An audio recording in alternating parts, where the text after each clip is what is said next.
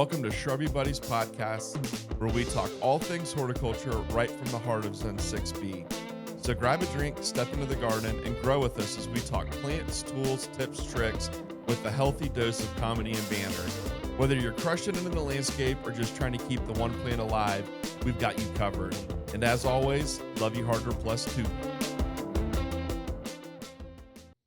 Hey, Shrubby Buddies, and welcome to this week's episode of the podcast. I am Matthew C., joined alongside with my best good buddy, Timmy D. Here I am, Lord. Timothy Daniel Fleischer. How are you this fine evening, my friend? Fantastic. How are you, Matt? Dude, I'm glad to be back in the studio. We've been on it's been 3 weeks since we recorded. So yeah, we took 2 weeks off. A 2-week hiatus. Mm-hmm. So feels good to be back and recording a podcast for y'all. Correct. And originally we were supposed to just be off last week. Yeah. But then you kind of went on a little impromptu trip to the motherland. Yep, I did. And that was the prior week. Yeah. So this is just how the chips fell. Yeah. So I was in the motherland. I went up with my bro, Timmy. Northern Michigan. Timothy. Yeah. To his cabin in the woods. And then before I could get back, you were jetting off to Chicago with the fam. Mm-hmm. So for a soccer tournament. And yep. And then just some touristy stuff in downtown Chicago. Yeah. So life happens. That's okay. I know you've been like anxious about us not putting an episode out, and it's okay, you know? It's okay. It's okay. I just I don't want them to be mad at us. No one's mad, I promise. Okay. Yeah. They missed us harder +2, but they're not mad. I don't want them to be sad at me either. Yeah. Well, maybe they're a little sad at you. Well, so that's no good. Yeah, and I think I have another trip coming up. So you do? So it's like a Thursday, Friday, Saturday, Sunday, Monday, and then we'll be back back to Michigan? Yeah, we'll be back on like early Tuesday afternoon so we can still record. But so we promised Addie that we would take her up to the cabin before summer's end, and it's just kind of like our July is booked. Like we've got Cultivate, we've got the Perennial Plant Association's National Symposium.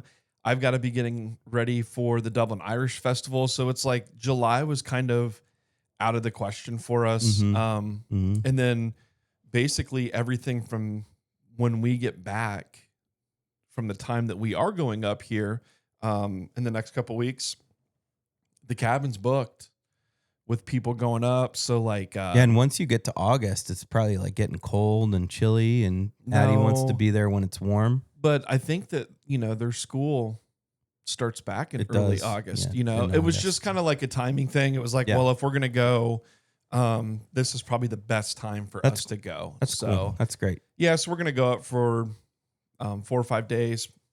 1, 2, 3, 4. Yeah. 5 days. Kind of over a weekend, Thursday, Friday, Saturday, Sunday, Monday, come back Tuesday. In June? June, is it? Mm-hmm. Okay. Yeah. It won't be my last time going up for sure. Like you want to go up in the fall. I do. And I'm going to be there the first week of July. Yes. You'll be up there in July, but we're going to go back up in the fall time so that you can see the sugar maples. I'm going to see the sugar maple. And all of their glory. Yeah. So, but yeah, life's been busy, dude. I needed that week up at the cabin. You did. And you needed it, and you deserved it. Between work at Dublin and just our busy season, which is fine.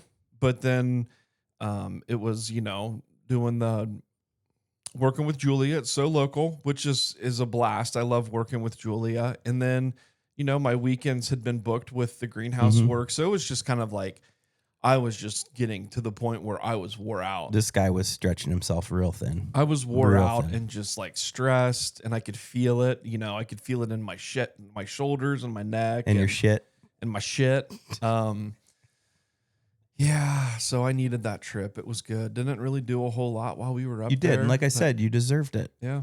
It was nice. So little R&R. It's good. I see like a little glow on you. Yeah. Back to reality. Yeah. So.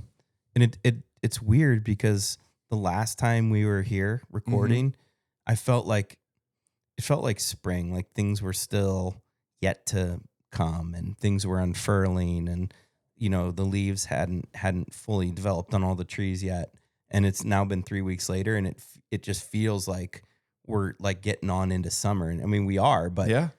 it's just time flies. Life comes at you hard and fast, Yeah, it does. I mean, it's just crazy what 3 weeks.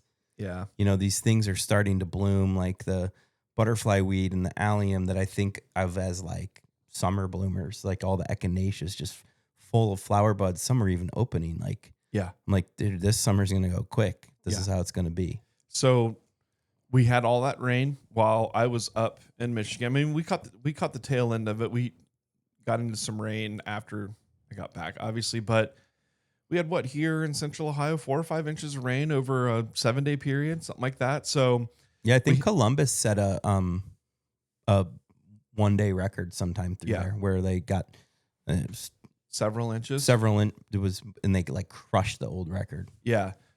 So we had the rains, which was good. And now we've just had like not hot, like upper 70s, 80. Not super humid. Sunny. It's just been pleasant weather. It has. And been great. Everything is just really starting to like come alive. Yes, including the weeds. Including the weeds. But it was really nice. It was really nice the last couple of weeks with all the rain. With all the things we have to do, at least we didn't have to also water. Yeah. It took that off the table. Yeah, so for sure. That was great. For sure. But you're right. The weeds happen. Yeah. I mean, what it is.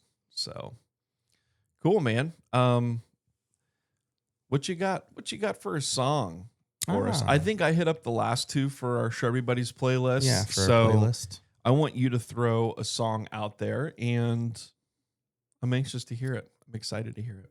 Well, we can't play the song on here. Yeah, I'm excited to hear what you're going to say. We'll get in trouble with the FCC or something. Yeah.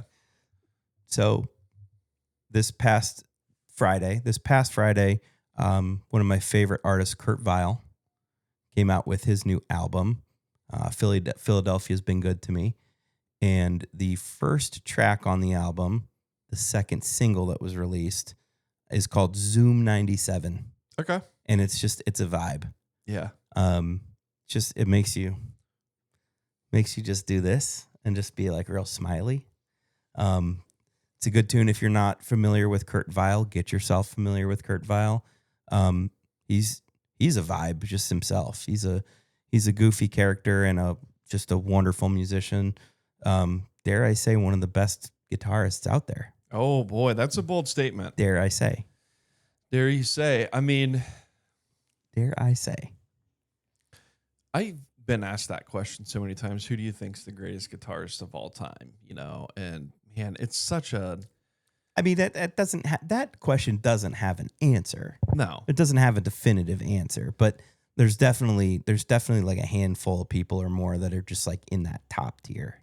Yeah, because if you're in the like 70s rock, a lot of people are going to say Angus Young from AC/DC, or maybe like a David Gilmour from Pink Floyd. And I love David Gilmour's guitar playing. Or even like a Clapton, like an old Eric Clapton. And if you're into country music, Brad Paisley, is that people would say that. Yeah. I mean, for me right now, like greatest guitarist, I'm probably going to throw.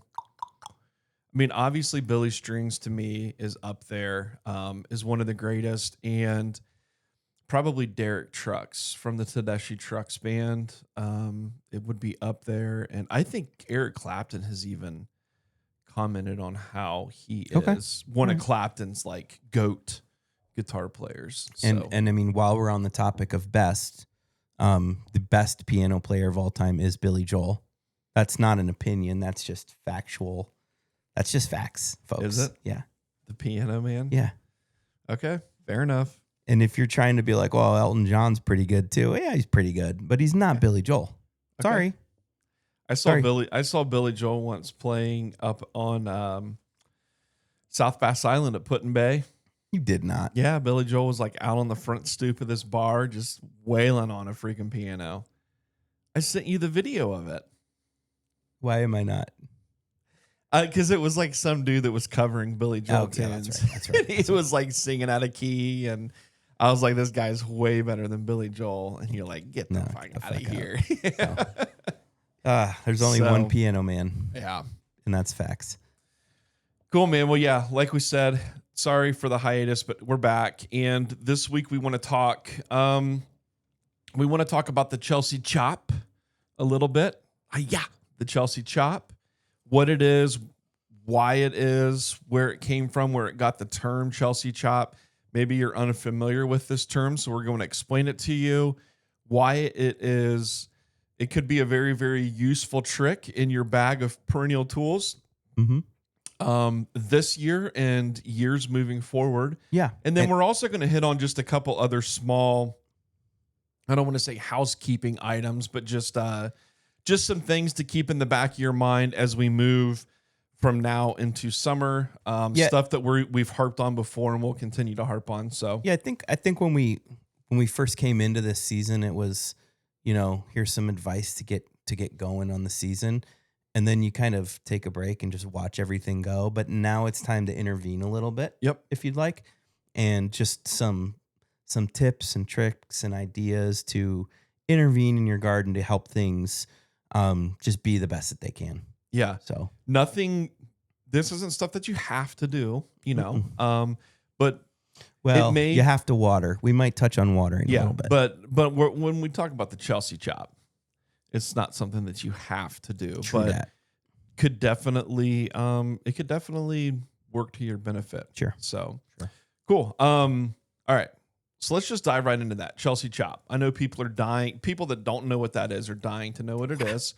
So, you want me to explain what it is, where it started, or I do, but I just want to back up a little bit. All right, we're backing. So the term Chelsea chop.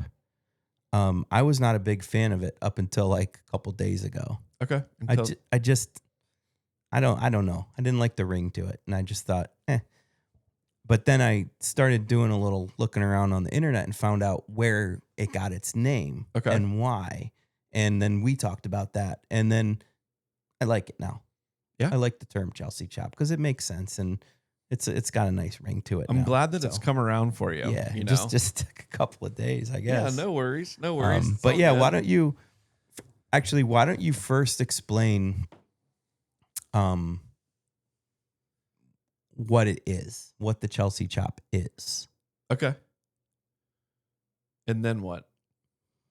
And then tell us how it got its name. Okay. So the Chelsea chop is basically just pruning back, pinching back, chopping back, shearing back, however you want to, whatever you want to call it, your perennials. So, some of the perennials that you could do this on, that time's coming past, but there's a lot of the late summer, early fall, and into late fall perennials that you could do this to now. But basically, all you're doing is pinching or cutting the plant back from where it is now in half, or a third, or half, or you could probably even go a little bit more aggressive on some stuff. I know I've experimented with how low I can actually go. Like, how low can you go on goldenrod? Me too.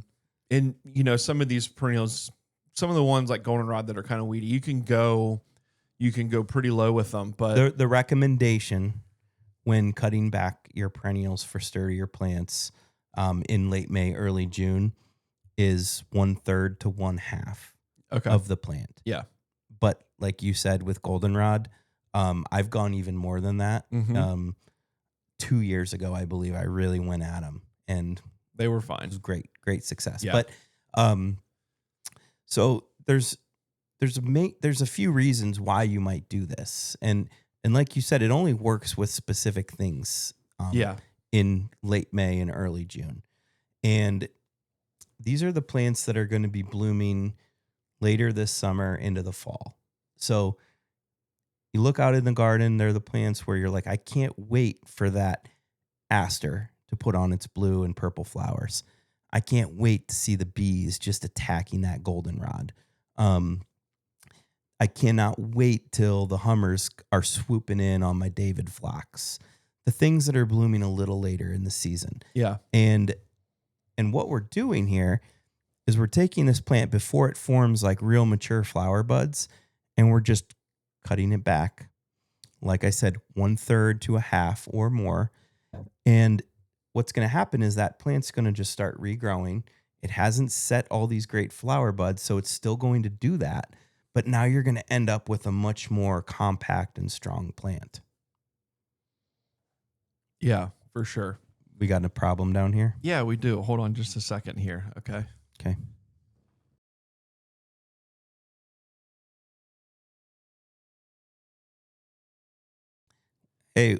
Hey, while you're fussing with that, also like they have been saying you sound like an owl. Whoo. You know what, Timmy? Yeah.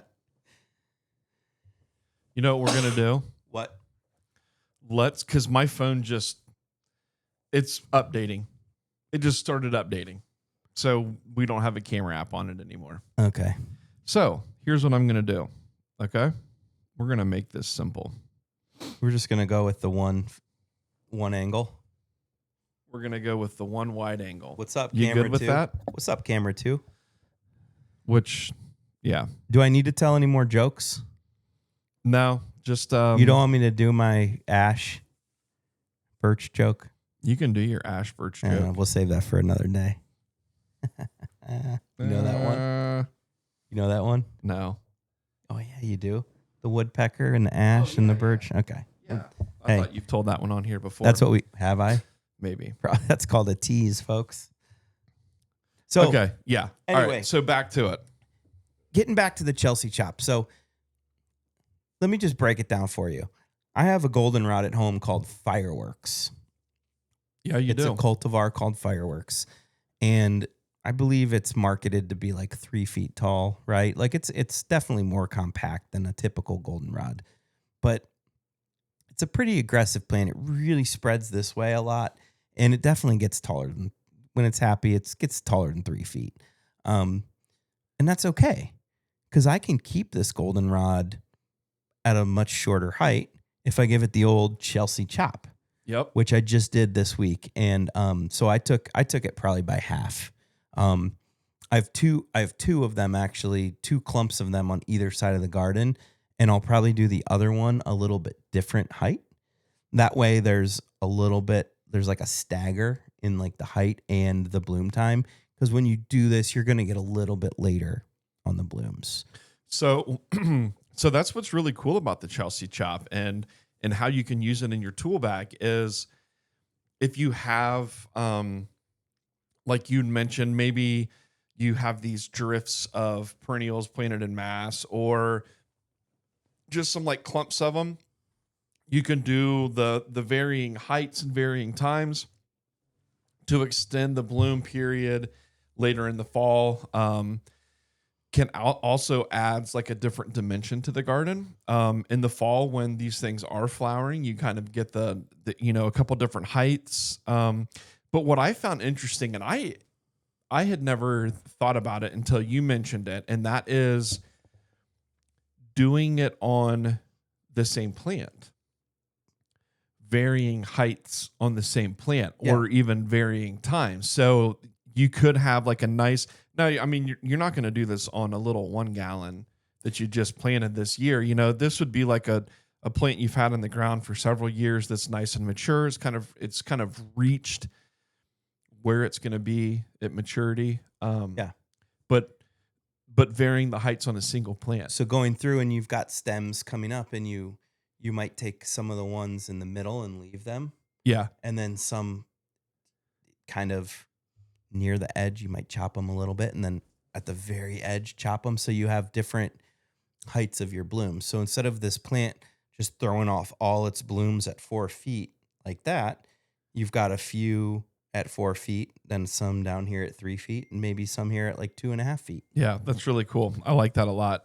And something I want to try it on is my echinops at home. Oh, yeah. My globe thistle. Because first of all, it's like, I would say that's the plant I regret putting in the garden because it's just like been quite the bully, the thug in the garden.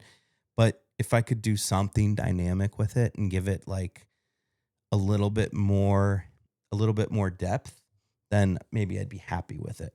So Yeah, and I think you talked about Echinops being the bully. I would say Orangium could probably work into the same kind of thing. true.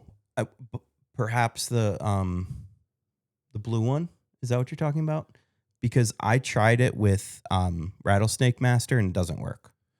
Okay. Well, no, what I was just gonna say is like,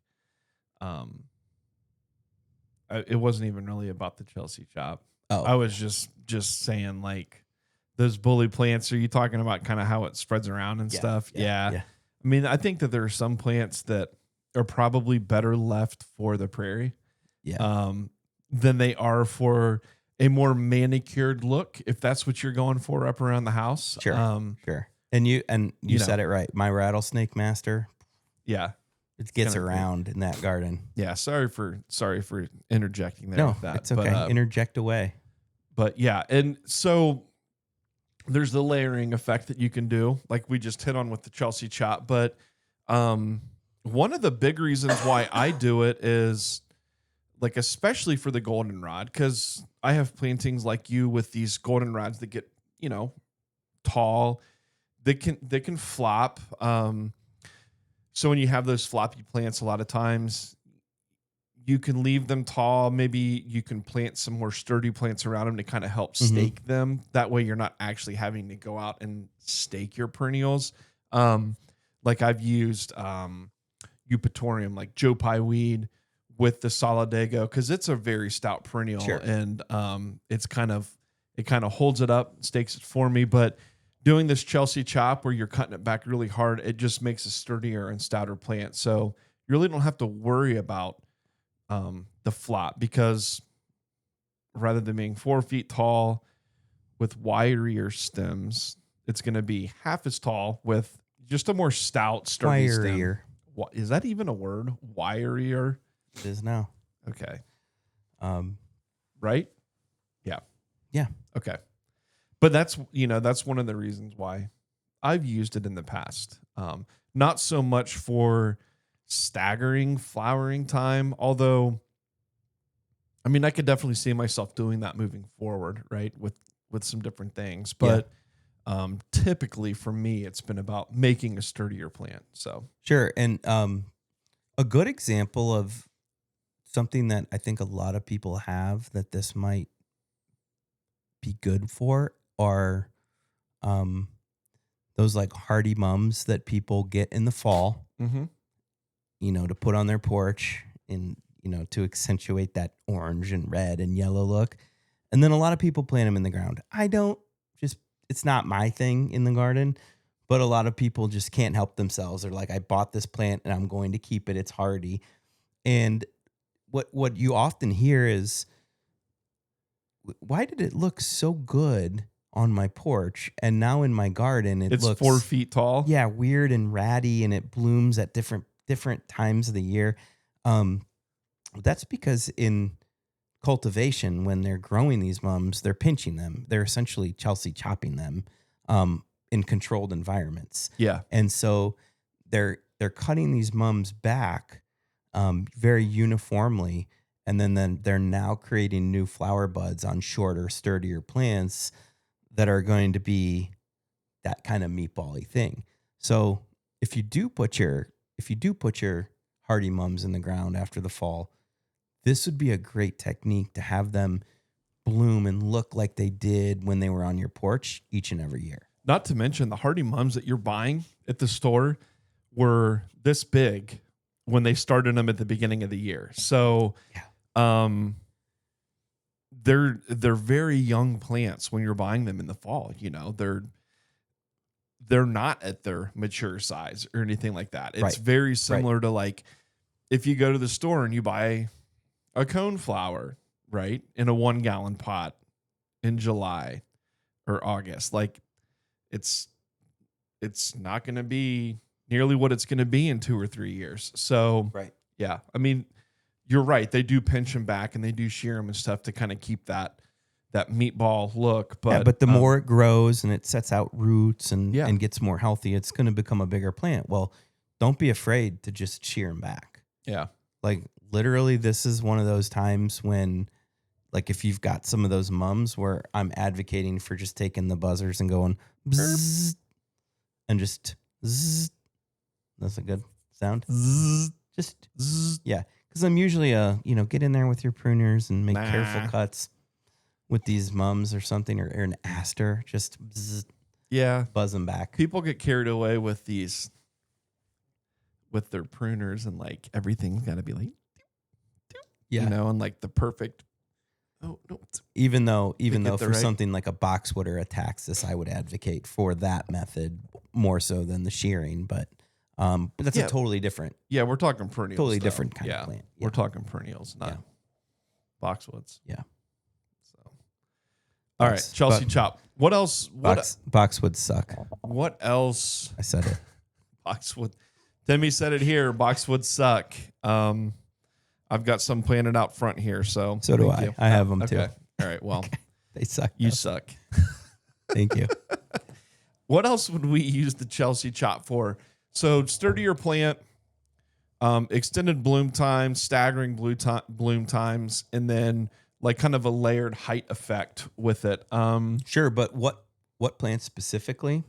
We talked about. Yeah. Well- Let's do that. Let's talk about, like, we're talking about this Chelsea Chop. We talked about hardy mums just now, and we talked about asters. Those really fall in the same category. They because an aster is something that you often buy in the fall. The for like same time you would your mom's. Yeah. And typically those are just like the New England asters that you Mhm. might buy as a perennial in your garden. And if you're looking for a real natural look, then leave them be. But if you really want that color to be like just a real tight, stay in that area kind of meatball-y thing, Grit your teeth a little. yeah, then the asters. Vernonia, ironweed. Okay. Um, Goldenrod we hit on. we talked goldenrod's like I think the poster child for this. Yeah, for I this agree. method.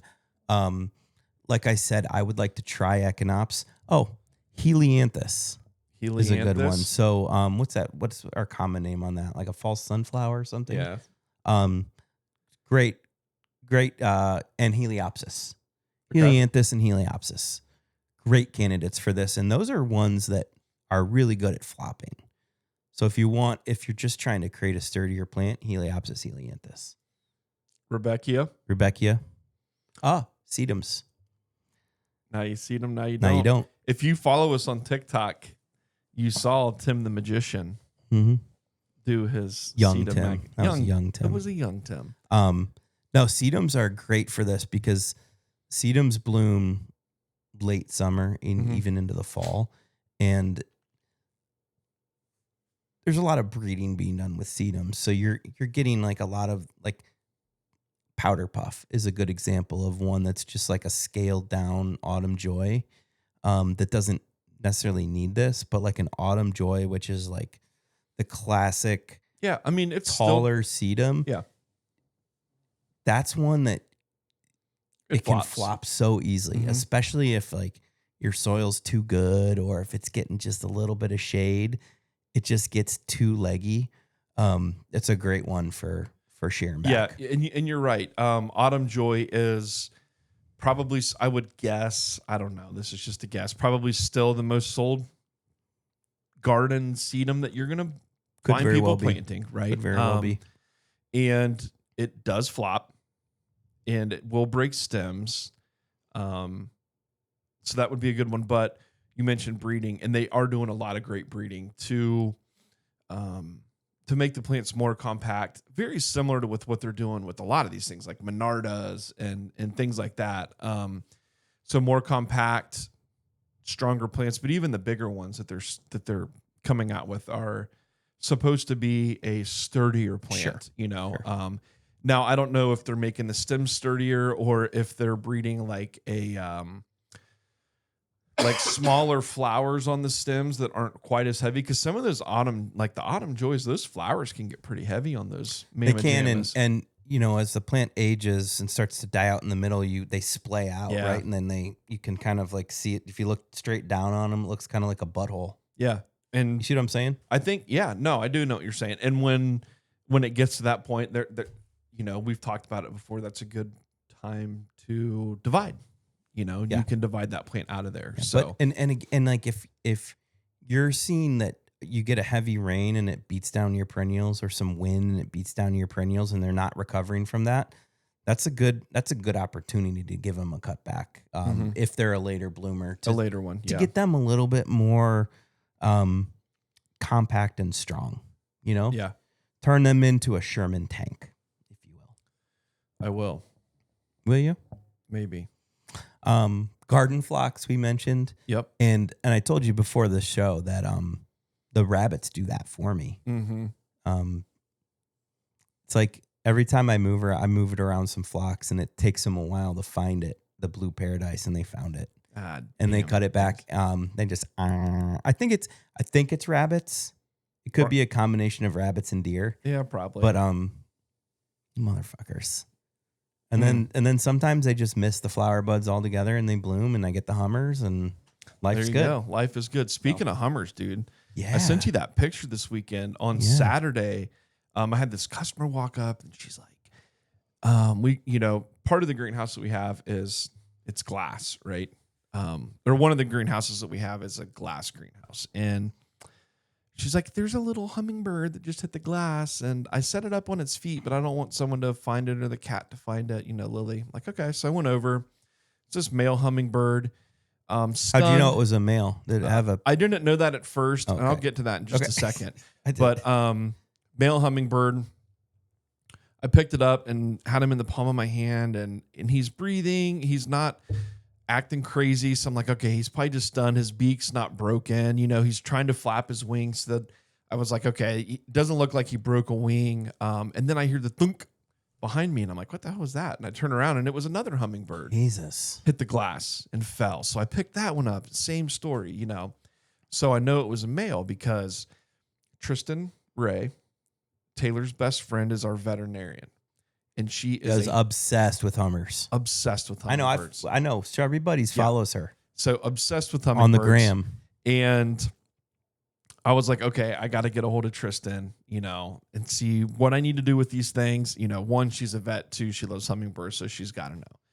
So I tried FaceTiming her, nothing. So then I sent her a picture, and it was just like, holy shit. Are you kidding me? How are you holding these things and they're still alive, And I explained it to her, and she told me what to do with them and stuff. But she was like, I can't believe that there were two males that were that close together, in the same general area. Because right now is breeding season, I guess, for them. I don't know. And I don't know anything about hummingbirds. So you said, how'd you know they were guys? I guess the color. Because they had that gold. I don't know. I would imagine it's probably something to do with the color. But she immediately said two males. So I was like, okay. Well, they're dudes. But yeah, they both ended up flying away and they were fine. But yeah, I'll throw a picture up on the gram. Your wife, Megan, told me I should throw that on Shrubby Buddies. And I think she's probably right. So yeah, it's kind of cool. When you held the little hummer in your hand, mm-hmm. what would you say it was similar to? Like holding a peanut? Couldn't even feel it in my hand. Couldn't even feel it? Until it started fluttering its wings and they were hitting my hand. So would you say it was like a peanut shell? Mm-hmm. That's kind of what it felt like. Or like peanut. A coffee bean? Like maybe a peanut. Peanut? Yeah. So sweet. So delicate. Yeah, really cool though. So yeah, back to the hummers. David Phlox, cut them back. Rabbits do it for you. Then when they don't, the hummers come. Mm-hmm. Yeah, go on. That's all I got. Oh, okay. That's all I got about that. Cool. Blue Paradise Phlox. Actually, not David. I think you mentioned Blue Paradise. Well, they date the David too, but I have a lot more of the Blue Paradise. It's just more vigorous. Yeah. Yeah. Also, just a quick plug for Blue Paradise, because I plug David Phlox quite a bit. Yeah. But Blue Paradise Phlox is cool because the flower changes color as the day gets warmer. It's crazy. I've got some cool pictures of it, like first thing in the morning when the sun's rising, and it's like just a really almost true blue, almost a little like a metallic blue, like a shiny blue. And then by the time the heat of the midday comes, it's almost just like a true pink. Nice. So it's a cool plant. And then in the evening, as it cools down again, it gets back to blue. So I don't know. Anytime you can do a little trick like that. It's like the chameleon Yeah. of the plant world. Yeah. Yeah. Speaking of chameleons, Mm-hmm. got anything about No. chameleons? No, neither do I. Okay. Yeah. I got nothing on chameleon. I'm like, should I have something? Sorry, I got a little tickle in my throat. That's fine. Because now the camera's on both of us all the time and seeing me cough all the time. It's Tim. It's okay. So Yeah. yeah, I contracted an ear infection while in Chicago. Among other things. Yeah, and then this tickle and among other things. Among other things. Yeah. Okay, so the Chelsea chop, we kind of explained what it is, what you can do it on.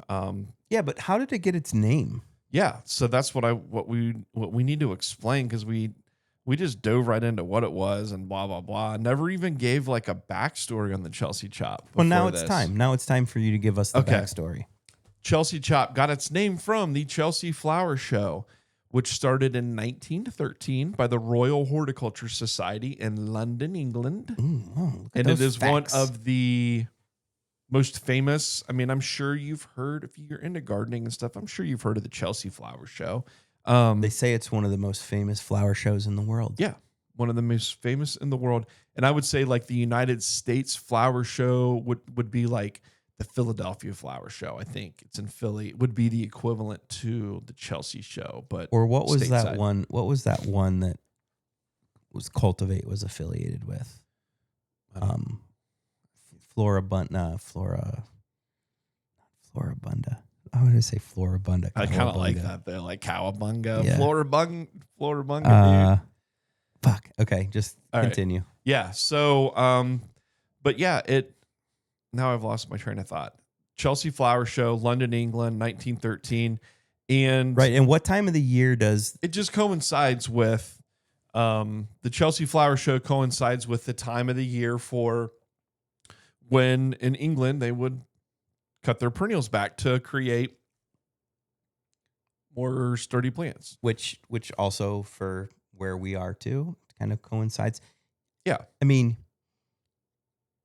you have a pretty large window for this. I've done it as early as like mid to the third week of May, and I've done it as late as like the second or third week of June with my goldenrods. So Yeah. but I think the most ideal time would be the very, very end of May, very, very start of June. Yeah. Which is about when this flower show happens. So thus the name Chelsea Chop. Yeah. Chelsea Flower Show, the Chelsea Chop. And this is something that gardeners have been doing for a long time. Mm-hmm. But it's just in the last couple decades that term has taken over as like the term for it. So I never had a beef with that term quite like you did, apparently. I don't know why I did. But here we are. I don't know why I did. So, yeah, so that was kind of the meat and the potatoes of what we wanted to talk with you all about today. But we mentioned that we wanted to hit on a few other kind of like housekeeping type items. So at the greenhouse, as you all know, I work part-time, some on the weekends at a local greenhouse here, Dutch Mill Greenhouse. Shout out to Bob and the crew over there at Dutch Mill and Leo Burby Bulb Company. But what we've seen is a shift, okay, from the heavy flower and veggie buying. The annuals and the veggies. We've seen the shift now into more perennials and trees and shrubs. Yeah. So with that being said, what that indicates to me and to us is that most of y'all have bought your summer annuals and have planted them in your pots and hanging baskets and in your beds.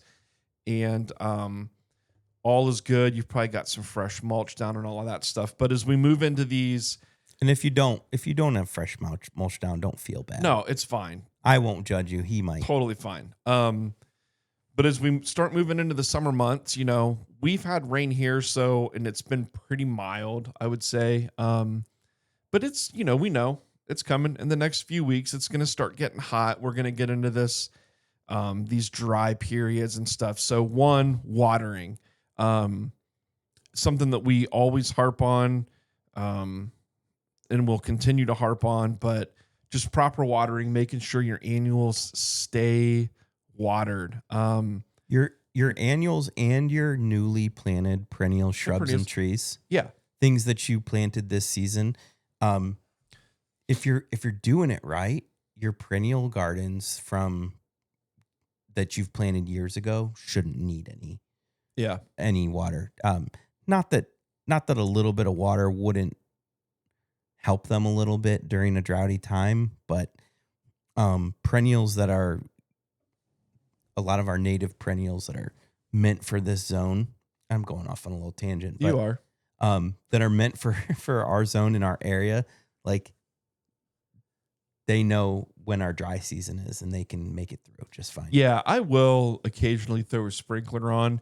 As will I. And you see them perk up a little bit, but you and I both know you're not going to lose things. No. And it's just to kind of, when I know it's like you said, hot and droughty, I will throw a sprinkler on and just really like leave the sprinkler on for a long time. Rack up a water bill. Really soak it in good. You know what? The water bill, our water here is outrageously priced. Where I'm at in Marysville, Ohio. As a horticulturist and a gardener, I just know every year, like, my water bill is going to be high in July, August, September. It is what it is. And actually, compared to our compadres out west, we have it mild. easy. Yeah. So, but I just know, and it is what it is. Yeah. But anyways, so I'll just throw it on there.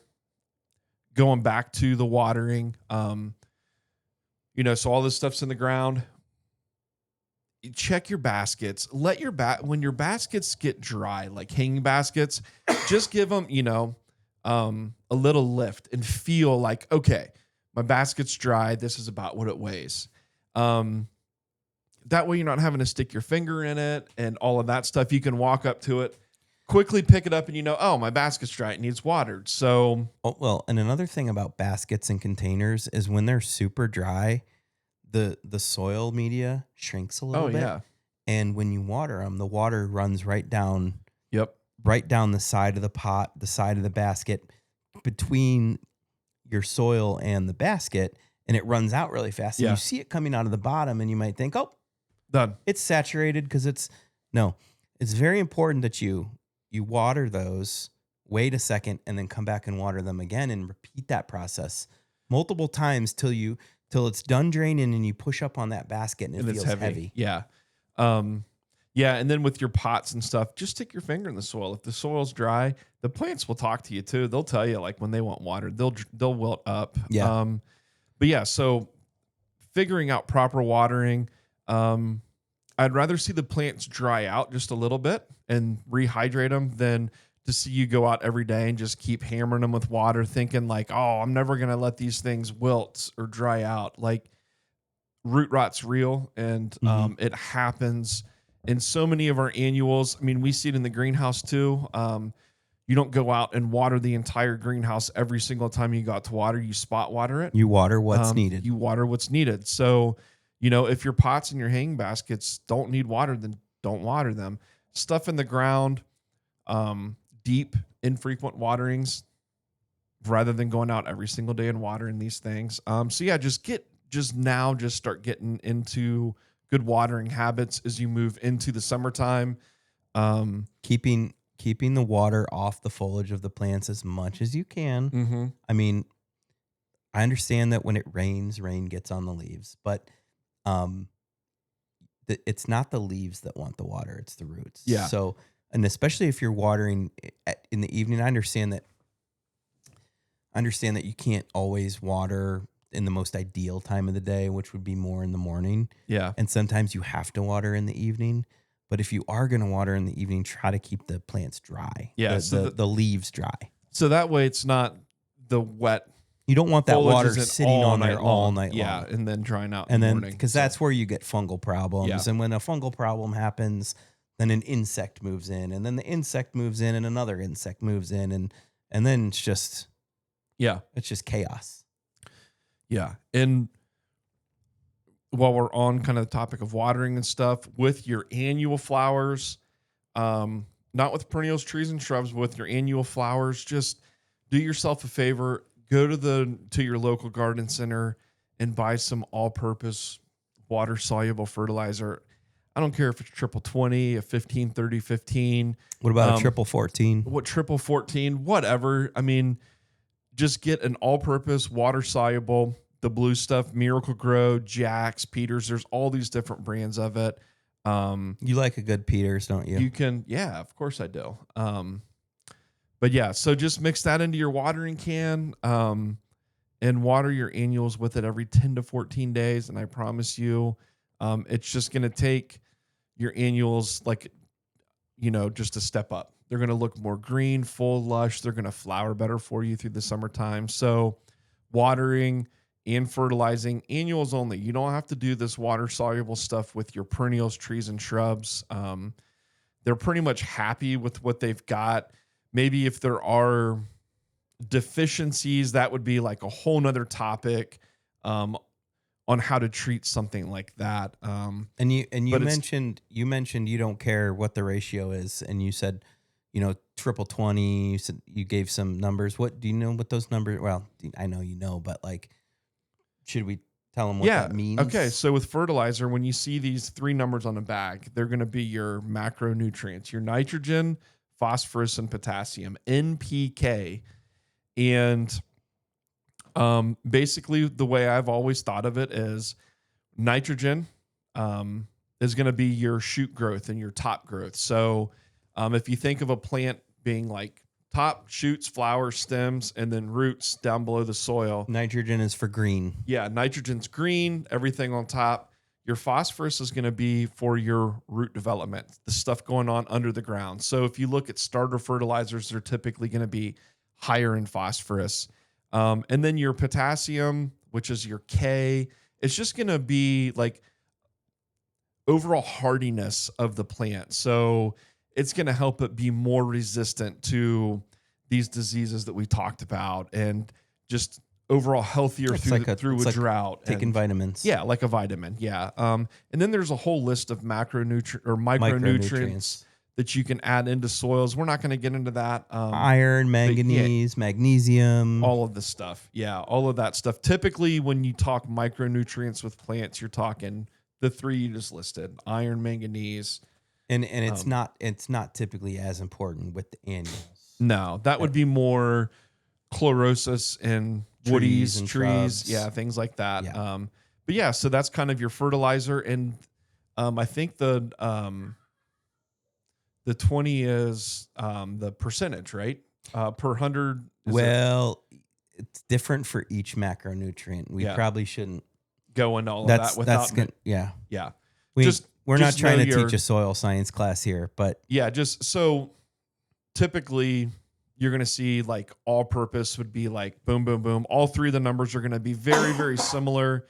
To triple 20, triple 14. The bloom booster is probably going to be a little bit higher in your phosphorus.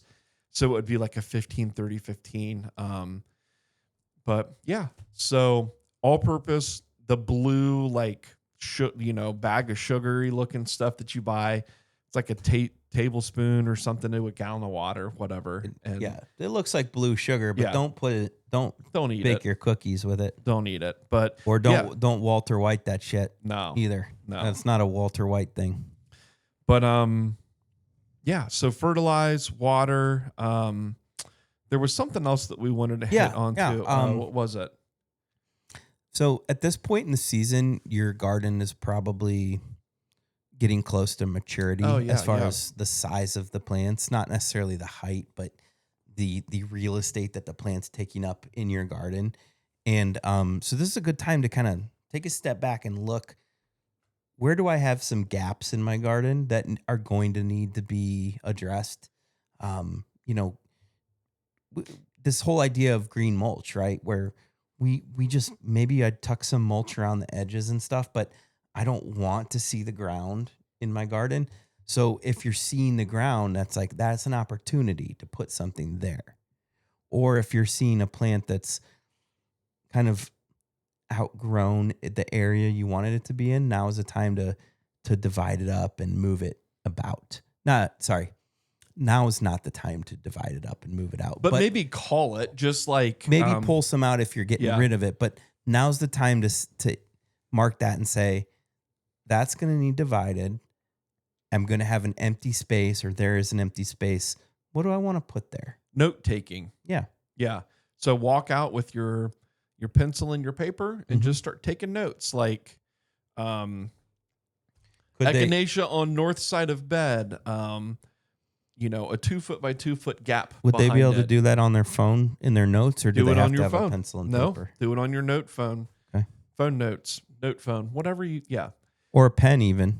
Yeah. Or talk to notes. Bloop, bloop. Whatever you need to do. But however you keep your notes. But yeah, taking notes on that stuff. Just so moving into fall, you can get those gaps filled, or even next spring. A lot of times it's like, oh crap, you know, I know that I had some gaps here or there, but where were they exactly? Yeah, because in late winter and early spring, it's all gaps. I mean, you see the plant starting to emerge, and you're just like, oh, there's a huge gap, but you forget that plant gets 4 feet by 4 feet, and so that gap is no more. Yeah. So taking good right now is a good note taking time. Yeah, for sure. For sure. I like that. So cool. Sorry about the cameras. Yeah. Man, that sucks. Like camera 2? I don't know. Yeah. So we can count on you. This camera to the right of me here is like just an old iPhone, and I don't know. It just kind of sucks. It just is always problems for us.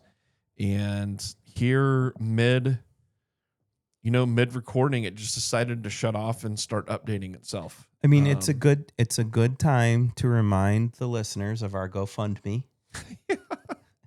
Yeah, for better cameras, better camera gear.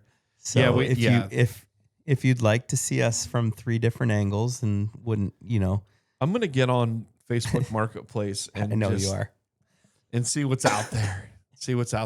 And if you're like a video person and you're watching us or listening to us, please hit us up. Shrubby Buddies at Gmail. Hit us up on TikTok, Shrubby Buddies, Instagram, Shrubby Buddies, any of those socials, and give us some advice on like video camera stuff. So like we're in this. We can't do the iPhones forever. No, we're in this for the long haul. I think, I am. Yeah, we're in it for the long haul, and so we don't want to just keep using iPhones. And we do enjoy trying to make good content for you guys. So also we're horticulturists and not audio video people. So no, but that's a thing too. I still think you're better at AV stuff than the average bear, if you will. Maybe.